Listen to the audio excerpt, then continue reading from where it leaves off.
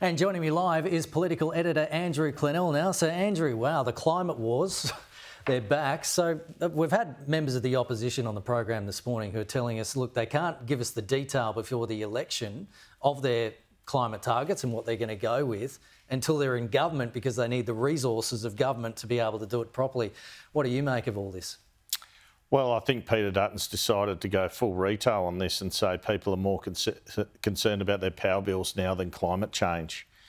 And that he's saying we can still get to net zero by 2050, but the government's not going to achieve the 43% target by 2030, so why should I commit to it?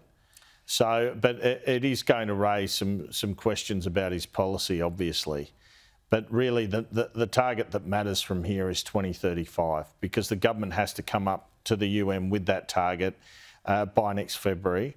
Peter Dutton actually said yesterday, I'll bet you they hold an election before next February so that they won't have to say what it is. But we can guarantee the coalition's 2035 target will be lower, less ambitious than the government's. And it really does set up a war on this issue at the election. There's absolutely no doubt. And both sides can see some electoral advantage to the other side's position on it. Yeah, doesn't it give Anthony Albanese, you know, that sort of ammunition to say it's going to affect our relationship with the Pacific neighbours, it affects business confidence and all this pipeline of investment. You know, I mean, it just seems like it would give him that fuel leading into the election. And does it mean we're going to an early election now? Well, I think we're going to an early election anyway. I've been saying that for a while, so I could look like a fool in November or December. But if you look at it logically, I think there's a high chance of that, simply because a rate cut doesn't appear to be coming anytime soon. By next May, if they went full term, people will have had enough and said, where's our rate cut? And you've got an opportunity to go in November, December and say, look, the rate cut will be coming soon.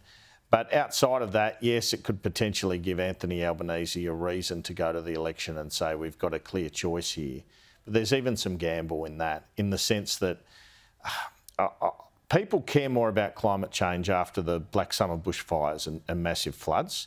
When there's a cost of living crunch and there haven't been those sort of natural disasters recently, their concerns turn towards power bills. So I think Peter Dutton thinks he's got the right side of the cycle on that.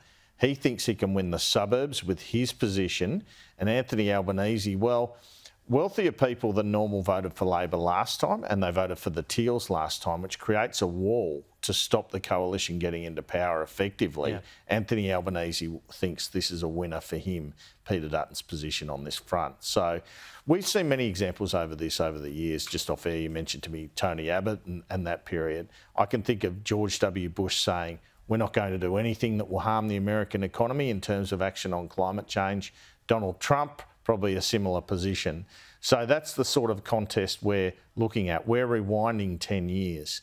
And the hope from Peter Dutton with his nuclear policy, which apparently appeals to young people, is that young people being upset with him perhaps on his stance on climate, he's hoping can be corrected with them thinking, well, he does have something of a solution long-term in nuclear. So it really does shape as a fascinating election now, a close election from where the polls are. And, yeah, boy, it's going to be some contest, and quite a heated contest with both sides really pushing what they believe in. OK. Andrew Clennell, looking forward to more reaction through the day. Thanks, mate. Talk soon.